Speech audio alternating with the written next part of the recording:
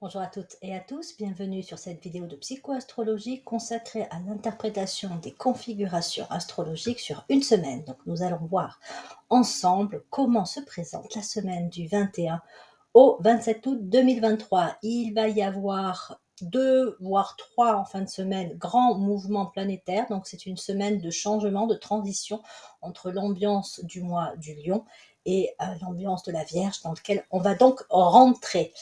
Vous allez voir aussi que je l'ai intitulé la réflexion avant l'action de par le grand nombre de planètes rétrogrades et notamment Mercure qui va devenir rétrograde en milieu de semaine. Et donc cette semaine particulièrement pourra nous demander de rentrer plus dans une phase de réflexion, d'introspection, d'analyse, plutôt que dans une phase où on fonce, on y va, on est dans l'action. Ça, il va peut-être falloir attendre un petit peu, ou en tout cas, si on veut tirer profit un maximum des ambiances, de l'énergie, ou au contraire de l'ambiance, des énergies de cette semaine, la réflexion sera très certainement à privilégier. Ce qui n'empêche pas d'action au quotidien. Après, on est pris évidemment dans nos rythmes quotidiens, notamment si on est en période de reprise de travail suite aux vacances. Mais bref, toujours est-il que qu'est-ce qu'on observe dans le ciel sur cette semaine-là? Donc un changement à partir du mercredi 23 août, le soleil rentre en Vierge. Alors, il y a le soleil, mais il y a aussi la lune. Et c'est vrai que la lune a aussi son calendrier. Et on pourrait dire que du point de vue du calendrier lunaire, le mois de la Vierge commence dès ce dimanche. Donc, selon, on va dire, un petit peu les sensibilités, on peut sentir que l'énergie commence à changer plutôt à partir du moment où la Lune nous montre que effectivement on est dans le mois de la Vierge ou dans tel mois plutôt que le Soleil. Ça, c'est une question de sensibilité des uns et des autres. Mais bref, mercredi 23 août, le soleil rentre en Vierge. Nous sommes dans le premier décan de la Vierge. Ce premier décan est gouverné par Mercure. Mercure qui est vraiment une planète importante dans la Vierge puisque c'est aussi sa planète maîtresse du point de vue de la personnalité. Donc autant dire que la position de Mercure actuellement est importante. Or, il se trouve que Mercure est depuis le 28 juillet en Vierge, il va y rester jusqu'au 4 octobre, mais le point le plus important, c'est que mercredi également, Mercure rentre dans sa phase rétrograde. Et donc, on en est à présent à 5 planètes rétrogrades, puisque, j'en ai parlé dans mes précédentes vidéos, Pluton, Neptune, Saturne, bon, elles, ça fait un petit moment qu'elles sont en phase rétrograde. Vénus y est rajoutée il n'y a pas très longtemps, et donc là maintenant on a Mercure. Donc on pourrait presque dire que sur la majorité, enfin, on pourrait carrément dire que sur la majorité des planètes qui sont en capacité d'avoir un mode rétrograde, on a vraiment le maximum de planètes, quasiment un maximum de planètes possibles, puisqu'on peut enlever le Soleil et la Lune qui évidemment n'ont pas de phase rétrograde. Mars peut en avoir une, mais bon, là elle est encore en mode direct. Et en dehors de ça, il y a Jupiter qui est aussi en mode et Uranus qui sont en mode direct. Mais sinon, voilà, la grande majorité de planètes est en phase rétrograde. Alors, je sais que certains voient ça comme quelque chose d'un peu négatif, mais alors, d'autres astrologues dont je fais partie vous diront que ce n'est pas le cas. Ou alors, on pourrait dire que s'il y a un aspect négatif à la rétrogradation, il y en a un également à l'aspect direct. Pourquoi est-ce que ce serait que la phase rétrograde qui se prendrait tous les aspects un peu sombres? En fait, on pourrait dire que dans la phase rétrograde, et je vais faire une vidéo, ça fait un moment que j'y suis, mais j'ai un peu de mal à avancer sur la rétrogradation, mais donc la phase rétrograde, c'est une phase en fait qui invite à une espèce d'intériorisation. L'énergie rentre, donc il peut y avoir comme ça une sorte de ralentissement, mais aussi d'invitation à aller voir plus en soi. On se tourne à l'intérieur de soi plutôt que de se tourner à l'extérieur. Ça, c'est la phase directe. Donc voilà, introspection, questionnement, c'est un petit peu les thèmes de la phase rétrograde pour les planètes, chacune avec ensuite ses spécificités et ses qualités. Mais c'est vrai que, on va dire, les excès ou les défauts de la rétrogradation, ce que ça peut provoquer, mais si on a ces tendances-là aussi, hein, c'est par exemple, notamment avec Mercure en phase rétrograde, la rumination. C'est la prise de tête. C'est voilà le petit vélo qui tourne et peut-être que ça peut nous perturber au niveau du sommeil. Alors du coup, on se dit, bah oui, la rétrogradation peut perturber le sommeil ou peut faire qu'on est tête en l'air ou que voilà, on est moins concentré que d'habitude. Non, c'est pas ça. C'est qu'en fait, ça fait remonter ces aspects-là qui sont déjà présents chez nous, ils sont activés. Et éventuellement, voilà, si on avait, je sais pas, un souci quelque part, ou un truc pas réglé, ou une pensée qui revient régulièrement, ben là, avec la rétrogradation, j'ai un peu de mal avec ce mot, de Mercure qui vient se rajouter à celle de Vénus, au niveau des planètes qui ont un lien avec le mental, l'intellect, ben on peut dire que effectivement, voilà, on peut tomber dans des prises de tête. Voilà, on peut avoir des prises de tête internes, enfin vis-à-vis de soi-même, mais on peut aussi éventuellement se prendre la tête avec d'autres personnes qui elles-mêmes peut-être se prennent la tête de leur côté toutes seules. Donc attention à ça parce que effectivement, voilà, ça peut être un aspect un petit peu délicat de la phase de rétrogradation de planètes telles que Mercure et Vénus. Surtout avec un Mercure en Vierge. Là, pour le coup, la Vierge, c'est un signe hautement, on va dire, intellectuel à la base. C'est un signe qui est tourné naturellement vers la pensée, l'analyse, qui décortique, qui discerne. Ça, c'est vraiment relié au fait qu'elle est gouvernée par Mercure, justement. Mercure, c'est la planète qui est là pour développer le discernement. Discerner, c'est se poser des questions, notamment pour déterminer le vrai du faux, pour déterminer le juste de ce qui ne l'est pas, ce qui est passé et ce qui est toujours actuel. Un discerner, c'est comparer deux aspects. Et lorsque l'on a comme ça Mercure qui rentre en rétrogradation en Vierge, on peut du coup se poser pas mal de questions. C'est vrai, c'est pas vrai, c'est juste, c'est pas juste, j'y vais pas, je fais un pied en avant, je fais un pas en avant, je fais deux pas en arrière. Voilà, donc cette semaine pourrait avoir comme ça des côtés, hein, surtout si, encore une fois, on est un peu dans le doute ou on peut sentir que là, il serait temps de faire bouger des choses, mais on n'est pas trop sûr. Voilà, avec Mercure comme ça, et puis l'ensemble, encore une fois, de paquets de planètes en phase rétrograde, il est possible que la réflexion devienne parfois un petit peu compliquée. C'est-à-dire qu'au lieu d'être une réflexion paisible, tranquille, qui se fait sereinement, il y ait beaucoup de tiraillements internes. Bon, pour compenser, il faut du mouvement, hein. C'est souvent ce qu'il faut quand on commence à se prendre la tête, c'est bouger. Il faut que le corps bouge, hein. Il faut qu'il y ait une dépense physique, ça aide à décompresser. Donc à un moment donné, si on se prend la tête, on essaye de mettre le truc de côté et on va marcher, on va courir, on peut peut-être même aller papoter avec des amis, c'est aussi un mouvement. Mais voilà, on essaye de s'aérer en se disant, bon, j'y reviendrai un petit peu plus tard là-dessus. Donc ça, c'est des aspects un peu négatifs de la rétrogradation, mais ça permet de pointer si justement on a un truc qui n'est pas réglé. C'est ça qui est intéressant. Est-ce qu'en moi, comme je disais, il y a une idée, une pensée, une envie qui est là, mais pour lequel j'arrive pas vraiment à trouver d'issue, ou je tourne un petit peu en rond. Donc c'est intéressant vraiment de le voir de ce côté-là. Voilà. On se met au clair en fait. La phase de rétrogradation nous pousse à nous mettre au clair. Et là où on n'est pas clair, on va le sentir. Voilà, c'est tout simplement ça, si je puis dire. Et pour compléter avec les aspects, on va dire, un petit peu négatifs, ou on va dire les travers de la phase directe, quand les planètes sont directes, telles que Mercure par exemple, les excès éventuels, les défauts, c'est que ça va très vite et ça va des fois trop vite, c'est-à-dire qu'on peut avoir une communication qui est trop directe, qui est trop sans filtre, où en fait on parle avant de réfléchir, on ne parle pas toujours aux bonnes personnes, des bons sujets, au bon moment. Voilà, c'est l'aspect, encore une fois, qui me paraît important à pointer, mais bon, après, évidemment qu'il y a des points de désaccord entre astrologues, et peut-être tant mieux parce que ça nous fait aussi tous réfléchir.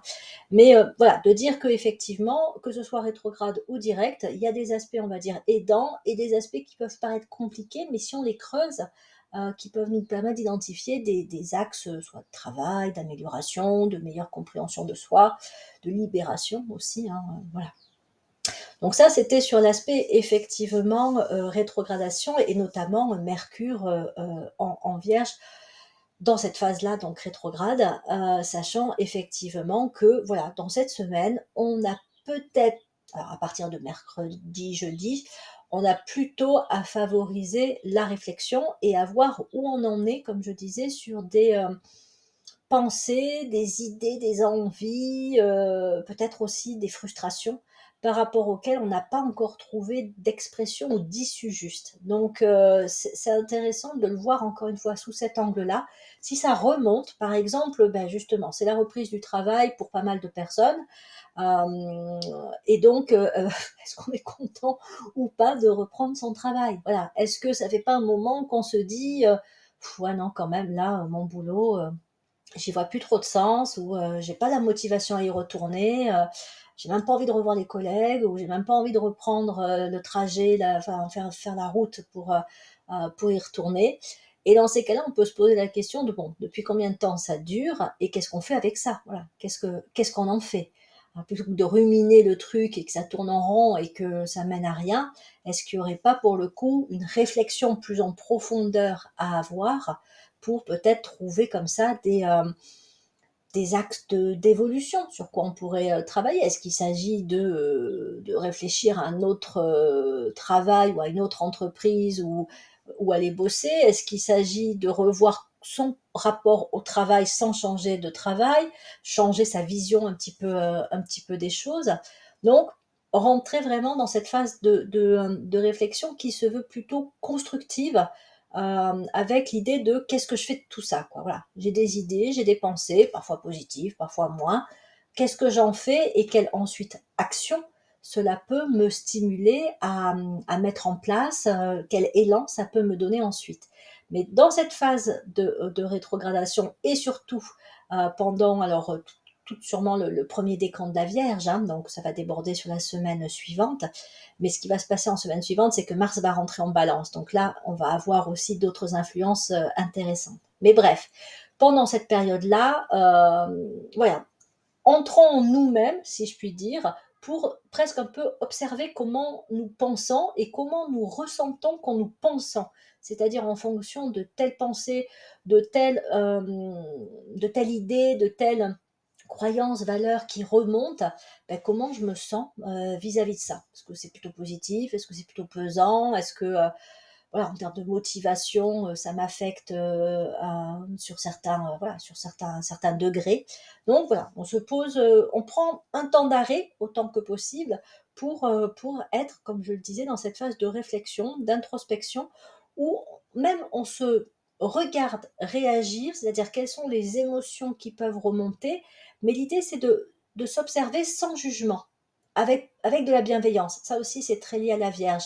Je vais faire une vidéo spécifiquement sur l'ambiance du mois de la Vierge, donc je rentrerai un petit peu plus dans le détail globalement de tout ce que peut amener sur le plan des énergies le mois de la Vierge, mais voilà, je ne peux pas là trop m'étaler. Mais la Vierge est reliée quand même à cette notion de bienveillance, de bientraitance, et donc demande aussi à, lorsqu'effectivement on peut avoir une émotion négative ou comme je disais une idée qui tourne en rond, plutôt que de s'auto-critiquer, s'auto-juger ou même chercher à inhiber le truc, c'est de plutôt se regarder avec cette bienveillance qui fait, ben oui, c'est peut-être pas évident, c'est peut-être pas facile. Comme je le disais par rapport au travail, j'ai peut-être vraiment pas envie de reprendre mon boulot et ben, j'ai des raisons pour cela. Donc voilà, on essaye de ne pas rajouter du négatif au négatif, si je puis dire, en s'acceptant le plus possible tel qu'on est, y compris dans nos difficultés, dans nos aspects un petit peu plus bof, voilà. Mais voilà, c'est une proposition, donc après, à chacun évidemment de faire comme il veut et surtout comme il peut. Mais voilà, on est dans cette phase-là, à mon avis, pendant cette période-là, de presque un peu auto-analyse et d'observation de soi, sachant que pendant tout le mois de la Vierge, j'en parlerai dans la vidéo que je vais faire, on peut avoir une invitation à revoir nos besoins, nos priorités, nos valeurs. C'est comme, voilà, il y a une hiérarchie dans nos besoins, dans nos priorités, dans nos valeurs, et des mois tels que celui de la Vierge peuvent inviter à revoir cette hiérarchie. Est-ce que j'ai pas un besoin qui passerait avant un autre besoin? Par exemple, si j'avais un besoin fort de sécurité, de stabilité, qu'au niveau professionnel, voilà, il fallait que j'ai une place assurée, que j'ai un salaire, que j'ai... Bon, voilà. Bon, peut-être que j'ai réussi, et tant mieux, hein, à répondre à ce besoin-là. Mais qu'en est-il de mon besoin d'épanouissement, de réalisation? Est-ce que dans mon travail, je sens que je peux aller vers une réalisation personnelle, que je peux vraiment m'y épanouir?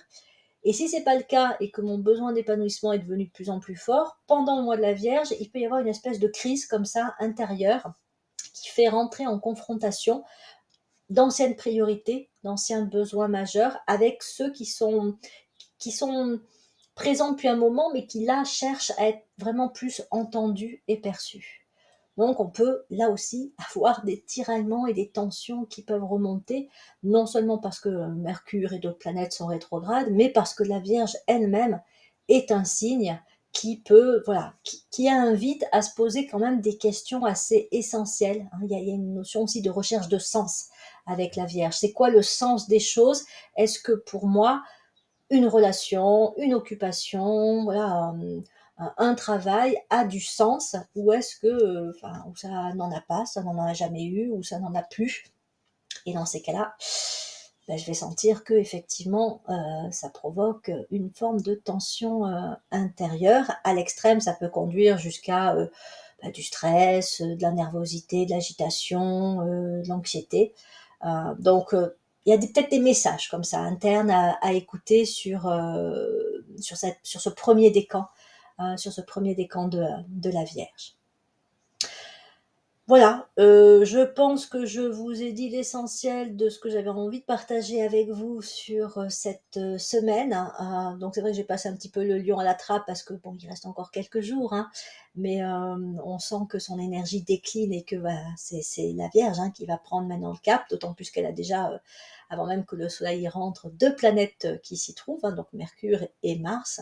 Donc autant dire que elle est déjà bien, bien présente, et son influence va se faire encore plus sentir tout au long des jours de la semaine. Bon, j'aurai encore plein de choses à vous dire sur la Vierge, mais je vais m'arrêter là vu la durée qu'a cette vidéo. Je continuerai sur la semaine prochaine, où on sera donc un peu plus avancé dans l'énergie du mois de la Vierge. Et puis, comme je vous le disais, je vais vous proposer une vidéo complète sur l'influence du mois de la Vierge, avec aussi les opportunités spirituelles. Voilà, je vous remercie de votre écoute. Je vous remercie aussi pour vos commentaires et pour vos, comment on dit, vos likes. Alors, j'ai régulièrement des personnes qui me font des demandes sur des interprétations. Je n'ai pas le temps, désolée, de répondre à tout le monde, mais ça peut me donner des idées pour des vidéos à faire par la suite. Donc, n'abandonnez pas. Voilà, si vous êtes intéressé par tel ou tel sujet au niveau de l'astrologie, voilà, vous pouvez me poser la question. Si je réponds pas ici, enfin dans les commentaires, j'y répondrai sûrement plus tard dans une vidéo sur le sujet. Et puis après, n'oubliez pas que c'est aussi mon activité professionnelle, donc n'hésitez pas à me contacter si vous souhaitez avoir l'analyse de votre thème ou de votre révolution solaire. C'est vraiment les deux types de consultations que je propose. Voilà, encore une fois, merci de votre écoute, et je vous souhaite à tous et à toutes une très belle semaine. À bientôt et bonne rentrée pour ceux qui reprennent le travail.